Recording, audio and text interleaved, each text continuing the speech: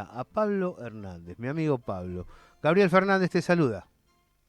¿Qué tal, Gabriel? ¿Cómo estás vos?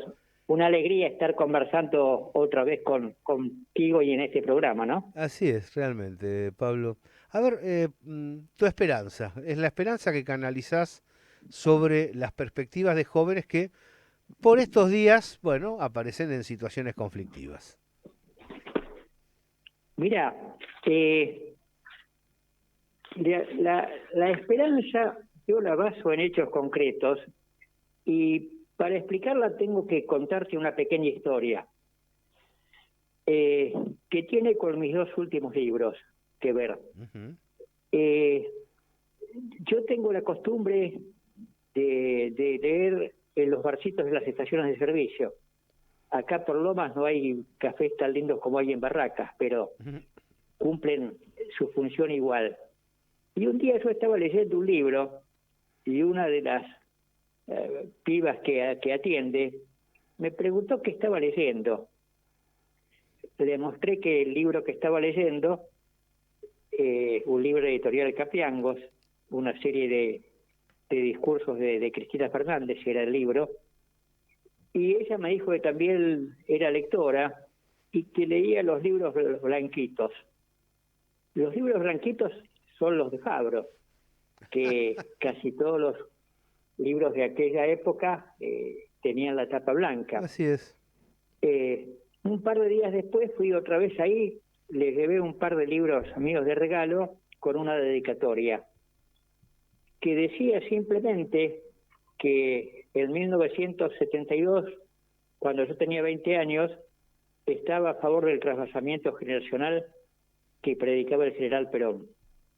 Ahora que tenía 68, esto pasó hace 5 años, ahora que tenía 68 le dije, estoy más que nunca a favor del trasvasamiento generacional. Ujú.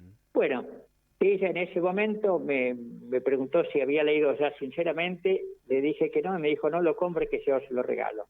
Bueno, a partir de esta anécdota, yo charlé muchas veces con esta señora, una joven, con su hijo muy lindo, y recordando aquella anécdota le dediqué mi último libro, en parte. La dedicatoria decía así, te la leo textualmente: A ver. dedico este libro, desde casi el ayer, a Miki Barra y a las pibas y pibes que, como ella, protagonizan las nuevas historias de la Argentina cotidiana. Bueno, Miki Barra era y sigue siendo la mesera en esa estación de servicio. Pero las pibas y pibes que, como ella, protagonizan las nuevas historias de la Argentina cotidiana, no son militantes como es ella. Es más, gran parte de esas pibas y pibes de la actualidad han votado por el presidente actual, por Javier Milei.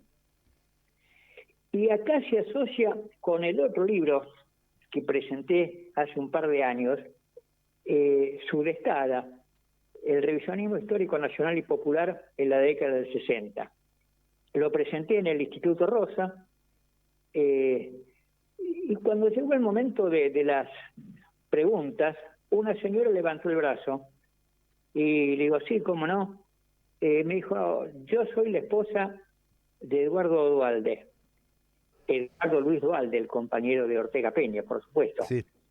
Y me dice, acá estoy con mi hijo, y dice, usted dijo en su charla, recordó que Ortega Peña había estado con su novia de entonces agitando la banderita en la Plaza de Mayo cuando asumió Lonardi. Y ella quería decir que ella había estado también con Eduardo en esa plaza. Hacía 10 días que había asumido el presidente Milei cuando fue esta situación. Y entonces yo le dije lo siguiente, bueno, para mí es muy emocionante que estés acá y te agradezco lo que decís y el dato que me das, porque si Rodolfo y su novia, si vos con Eduardo estuvieron en la plaza de Lonardi, si el padre Carlos Mujica festejó con sus parientes en el departamento de Barrio Norte la llegada de la Revolución Libertadora, si Ernesto Sábato en una fiesta en Salta también estaba festejando la caída del peronismo. Qué cosa interesante y qué esperanza que me da, porque si ellos que estuvieron todos apoyando ese golpe de Lonardi habían sido con los años de los mejores dirigentes que tuvo el peronismo, ¿cuántas esperanzas puede tener ahora? Que seguramente muchos jóvenes que ahora han votado, en mi opinión, por el candidato equivocado, y seguramente van a venir para acá. Y eso da esperanzas. Y bueno, Qué en interesante eso el estoy planteo. La absolutamente verdad que esperanzado. por eso quería escucharte. Creo que vale ese encare. De algún modo me planteo como abogado del diablo y necesito decirte, si este proyecto se lleva adelante a fondo, es probable que ni alimentaria ni culturalmente esos pibes estén en condiciones de revertir su situación, ¿no? Es decir, a medida que el tiempo avanza y la Argentina pierde oportunidades, la situación se deteriora para una recuperación posterior. Esa es la visión que tengo. Sí, y la visión que tenés en ese aspecto es absolutamente correcta, pero yo también eh, lo encuadraría en la historia. En el 55, si bien estaba muy fresca la memoria del peronismo, después de la caída de Perón el 16 de septiembre, en el 1956 hubo fusilamientos a obreros en José León Suárez, a otros obreros en Lanús, a militares en Campo de Mayo y en La Plata. El momento era terrible y sin embargo con el tiempo se logró volver de eso. También fue terrible, en cierta forma, pero fue terrible, el gobierno de Juan Carlos Onganía, de Leviston y de Lanuse. No fue una dictadura fácil. Ujú. Ahí hubo también muertos, y para citar un solo nombre, ya con Perón en la Argentina, en Gaspar Campos, a los pocos días de haber llegado después de retornar el 17 de noviembre, en William Morris fue asesinado Ramón Cesaris. Fue asesinado por un policía que le tiró con un gas lacrimógeno. Y ante eso, Alejandro Agustín Lanuse dijo que las armas no la tenían de adorno. El general Perón le contestó: lo que tienen de adorno es la cabeza. Claro. Y bueno, después de eso vino el proceso también, con sus miles de muertos y desaparecidos. Y sin embargo, se pudo volver. La situación en ese sentido, y bueno, de la actualidad se puede decir que es muy complicada. Y es muy complicada, pero también hay unas cosas que hay que estar sacándole el jugo en la medida en que se pueda. Nosotros estamos hablando por esta radio en este momento. Ujú. En otros programas, incluso televisivos y de radio, se lo critica muy duramente al presidente. Bueno, esos espacios de libertad que aún a pesar de ellos están rigiendo, y hay que sacarles el jugo. Decía José Martí que la guerra es a pensamiento y a pensamiento tenemos que ganársela. Bueno, me parece que hay que aprovechar todos estos espacios, porque el tema en rigor de fondo, y esto lo tiene muy claro Cristina Fernández y lo tiene muy claro Javier Milei, es la batalla cultural. Estamos en distintas trincheras, Javier Milei y los que estamos de este lado. Pero es la batalla cultural. El tema que es complicado, porque Milei tiene los medios de difusión, los que son estatales y los que no son estatales, pero juegan el partido de Javier Milei. Y entonces, ¿qué pasa? Ellos tienen un poder de difusión muy, muy grande y han ido cambiando de a poco, con el tiempo, con los años, no en el último año y pico, Esto tiene 15, 20, 30 años o 40 más de retroceso cultural.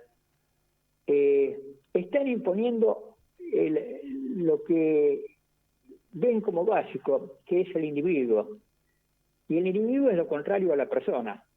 Ujú. La persona es un hombre, es una mujer que vive en comunidad y que desde esa comunidad piensa con sus amigos, con sus compañeros, en el sindicato, en el club, con su familia, en las fiestas, yendo a la iglesia, yendo al templo, yendo a la sinagoga, está viviendo en comunidad. El individuo piensa cerrado, piensa solo, y no es que sean billones de personas liberales en la actualidad, pero son individualistas. Entonces, por un lado, y si pueden conseguir sin aportes la jubilación del ama de casa, la critican pero lo aceptan. Si pueden trabajar en el Estado, lo critican pero trabajan en el Estado. Si trabajan en negro, aún teniendo ellos mismos empleados y pagando el negro, lo critican pero están yendo para adelante. Entonces, son liberales de palabra, en rigor utilizan lo que les sirve del liberalismo cipayo, y utilizan lo que les sirve de los proyectos nacionales o del Estado Nacional.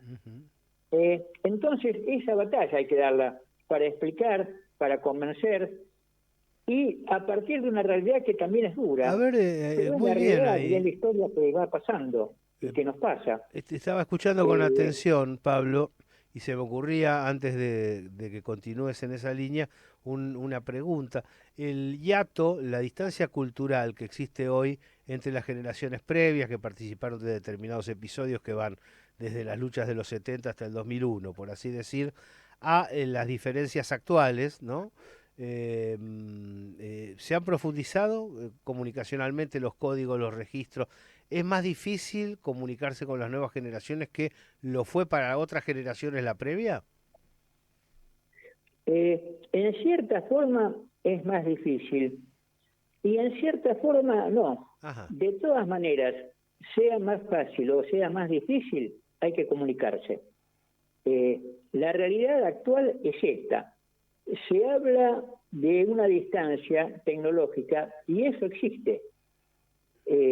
Las chicas y los muchachos son mucho de celular, son mucho de las redes, son muchos de comunicarse no en forma tan directa como lo hacíamos nosotros, que nos juntábamos en la esquina del barrio o en el café o en la cancha o en la facultad.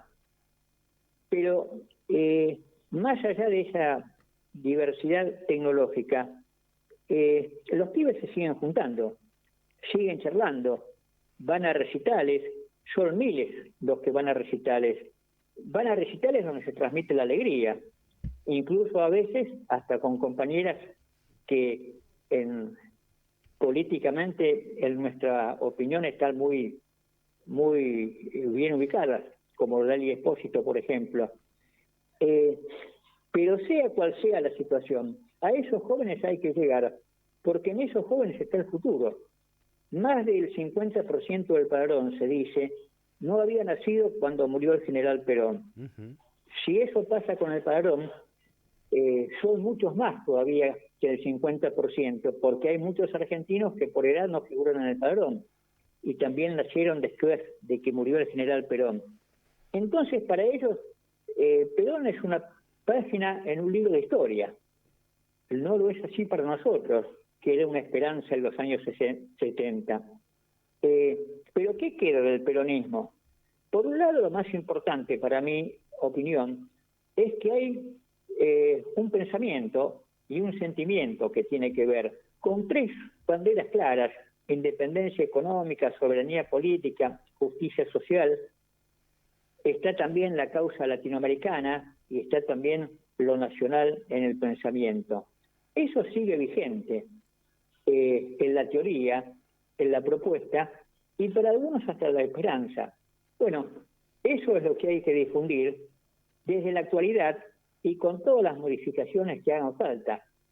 Muchos de los dirigentes, o algunos por lo menos de los dirigentes del peronismo, por ejemplo, hablan de lo importante que es la doctrina y se van contentos a su casa cuando salen del estudio de televisión, pero no dicen de qué trata la doctrina y mucho menos dicen que ya en el año 51, por ejemplo, en las charlas de conducción política, el general Perón decía que la doctrina es algo que hay que actualizar continuamente, y que a lo mejor dentro de 20 o 30 años, es decir, en el año 51, muchas de las cosas que nosotros decimos en la doctrina ya no van a tener vigencia. Sí, los principios fundamentales. Bueno, ¿cuáles van a ser las banderas de los jóvenes? Seguramente no exactamente las mismas que nosotros, pero van a encontrar el método. Nosotros tenemos que hablar, tenemos que tratar de difundir el pensamiento, tratar de entenderlos a ellos y de que ellos nos puedan entender a nosotros. También cuando uno era joven tenía diferencias grandes con los mayores y no siempre nos entendíamos. Pero a eso hay que apostar, porque eso es el futuro. El resto se termina biológicamente. El trasvasamiento generacional que proponía Perón se iba a hacer por las buenas, o si no se iba a encargar el tiempo. Y bueno, el tiempo se encargó. Y algunos de los jóvenes de aquellos momentos, pasado el tiempo, se formaron, se estudiaron, trabajaron y fueron de los grandes dirigentes 20 años después. Y entonces nos vamos a encontrar que la Argentina supo salir de momentos difíciles y va a salir también de este momento. No es gratis, no es casual, no va a ser sin trabajo, pero bueno, esa es la esperanza que hay. Son muy interesantes las chicas y los jóvenes de la actualidad. Yo tengo la suerte, por mis charlas o por mi forma de ser, de charlar con muchos. Escucharlos sobre todo, mirarlos, entenderlos, y no están tan lejos en la vida cotidiana de lo que uno piensa. Porque aún jóvenes que han votado por Milei me lo han dicho, y claramente, que ellos quieren una Argentina soberana, que ellos quieren una Argentina industrial, que quieren una justicia donde se respete a los jubilados. Y bueno, ahí estamos coincidiendo en eso. Pero también ellos están haciendo otras cosas que me parecen interesantes. Es decir, se habla y se critica mucho el tema esto de los emprendedores. ¿Y por qué está mal los emprendedores? Lo ideal en nuestro tiempo, por supuesto, era tener el trabajo fijo, entrar a una fábrica, pero también había emprendedores. Muchos obreros de fábrica fueron emprendedores porque se pusieron su pyme. Y esa pyme después se transformó en una fábrica que también tomaba otros obreros, de los cuales a lo mejor también salió otro emprendedor que se ponía otra pyme. Bueno, a lo mejor lo están haciendo con un barcito. Mirá, vuelvo a las estaciones de servicio. Hace poco, hace 2 o 3 días, a uno de los barcitos que iba yo, cambió de concesión. Y la piba y el pibe, jóvenes que lo habían trabajado, que lo estaban llevando muy bien, y bueno, tuvieron que irse y a buscar otra posibilidad. Y entonces en el garaje de su casa iban a poner un negocio, y estaban ahí comprando la heladera, y estaban con sus sueños. Esos 2 pibes, un pibe y una piba, maconudísimos los dos, y habían votado por Milei. ¿Y por qué no confiar en ellos si están trabajando con todos? Ya se irán dando cuenta. Aparece aquí un debate, te digo. Se nos evaporó este bloque. Sí, cerrá tranquilo, Pablo, nos queda un minutito. Bueno, no, siempre y cuando hagamos de este lado las cosas bien. Siempre y cuando nosotros podamos mostrar cosas que los entusiasmen y no cosas que quieran recostarse en la nostalgia, en el pasado, o simplemente en la discusión por algún puestito, ¿no? Yo creo que es un tema para largo y es un tema por lo menos para seguir pensándolo, pero para ir afrontándolo con buena voluntad y como siempre, Gabriel, y vos también siempre has estado en eso, a favor del transvasamiento generacional. Nadie va a poder decir nunca jamás, Pablo, que no escuchás a la gente. Vos sí que escuchás a los pibes y a nuestra gente. Te mando un fuerte abrazo desde la gráfica. Un abrazo muy grande, Gabriel. Gracias. Hasta cualquier momento. La gráfica y vos. Nuestras voces y la tuya. En el mismo aire. Nos hablamos, nos escuchamos. Nos entendemos.